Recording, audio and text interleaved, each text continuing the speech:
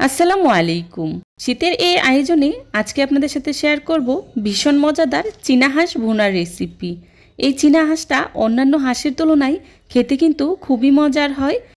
ঘরোয়া মশলায় খুবই সহজভাবে আজকের এই হাঁস ভুনার রেসিপিটা আপনাদের সাথে শেয়ার করার চেষ্টা করেছি। আশা করছি আপনাদের কাছে খুবই ভালো লাগবে। আজকের চীনা হাঁস ভুনা করার জন্যে এখানে আমি নিয়েছি গোটা একটা চীনা হাঁস। আর হাঁসটাকে আমি খুব ভালো করে ধুয়ে পরিষ্কার করে নিয়েছি। দেখতেই পাচ্ছেন আমি হাঁসটার চামড়া সহই নিয়েছি। আর চামড়া সহ হাঁস ভুনা করলে খেতে কিন্তু বেশি মজার হয়। এখন চুলায় একটি প্যান বসিয়ে তার মধ্যে দিয়ে দিচ্ছি রান্না করার রেগুলার তেল 1/3 কাপ। তেলটা হালকা গরম হয়ে আসলে দিয়ে দিচ্ছি তেজপাতা, এলাচ, দারচিনি, লবঙ্গ, গোলমরিচ। এখন মশলাগুলোকে আমি তেলের সাথে কয়েক সেকেন্ডের মতো ভেজে নেব। মশলাগুলো থেকে যখন সুন্দর একটা ফ্লেভার বেরিয়ে আসবে তখনই এর মধ্যেই দিয়ে দিচ্ছি পেঁয়াজ কুচি 1.5 কাপ। এখন পেঁয়াজটাকে আমি খুব ভালো করে ভেজে নেব। আমি বেশ কিছুটা সময় নিয়ে পেঁয়াজগুলোকে ব্রাউন কালার করে ভেজে নিয়েছি। দেখুন আমার পেঁয়াজগুলো ভেজে নেওয়া হয়ে গিয়েছে। এই পর্যায়ে দিয়ে দিচ্ছি আদা বাটা 3 টেবিল চামচ আর দিয়ে দিচ্ছি রসুন বাটা 3 টেবিল চামচ। হাঁস রান্নাতে আদা রসুনের পরিমাণটা সমপরিমাণেই দিতে হয়। এখন আদা রসুনটাকে আমি খুব ভালো করে পেঁয়াজের সাথে ভেজে নেব, যাতে করে আদা রসুনের কাঁচা গন্ধটা চলে যায়।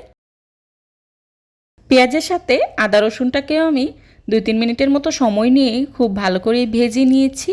এই পর্যায়ে দিয়ে দিচ্ছি গুঁড়া মশলা। দিয়ে দিচ্ছি লাল মরিচের গুঁড়া 3 টেবিল চামচ। মরিচের গুঁড়াটা আপনারা আপনাদের টেস্ট অনুযায়ী ব্যবহার করবেন। হলুদের গুঁড়া 1 টেবিল চামচ, 2 টেবিল চামচ ধনিয়া গুঁড়া আর দিয়ে দিচ্ছি জিরা গুঁড়া 2 টেবিল চামচ, লবণ 1 টেবিল চামচ। এখন সবগুলো মশলা আমি তেলের সাথে কিছুক্ষণ ভেজে নেব। মশলাটা এভাবে তেলের সাথে ভেজে নিলে তরকারিতে খুব সুন্দর একটা কালার আসে। এই পর্যায়ে দিয়ে দিচ্ছি পানি 1/2 কাপ।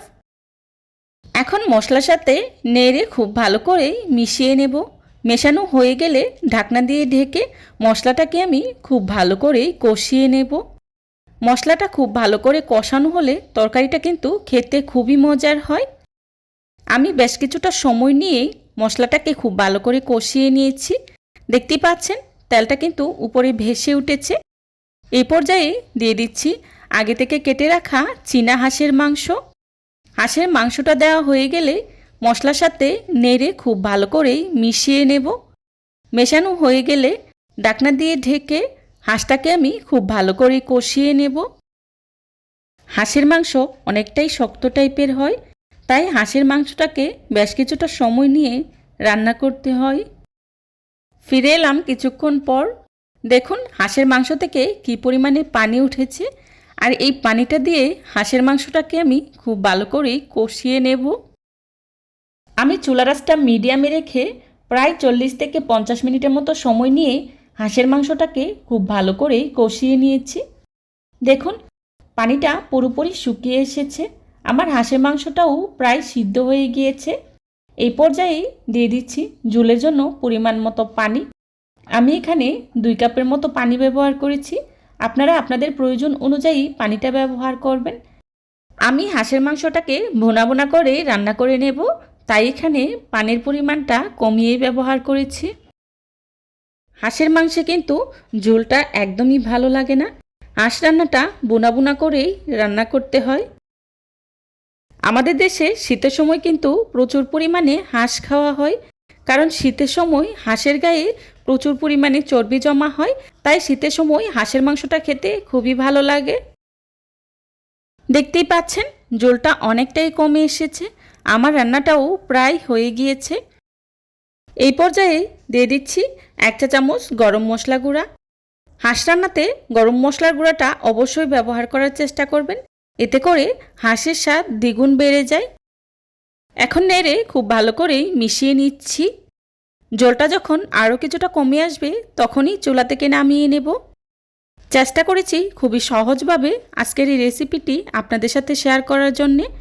আশা করছি আমার আজকের এই রেসিপিটি আপনাদের কাছে খুবই ভালো লাগবে। যদি ভালো লেগে থাকে তাহলে অবশ্যই লাইক, কমেন্ট, শেয়ার করতে ভুলবেন না।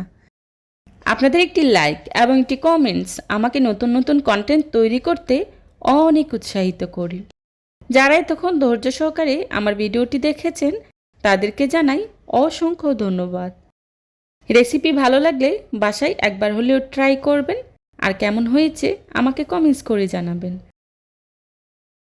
এই ধরনের সব ঘরোয়া এবং মজার মজার রেসিপি পেতে আমার চ্যানেলটি ভিজিট করে আসবেন প্লিজ। আমার পরবর্তী রেসিপি দেখার আমন্ত্রণ জানিয়ে আজকের মতো এখানেই বিদায় নিচ্ছি। সবাই ভালো থাকবেন, সুস্থ থাকবেন। আল্লাহ হাফেজ। আসসালামু আলাইকুম।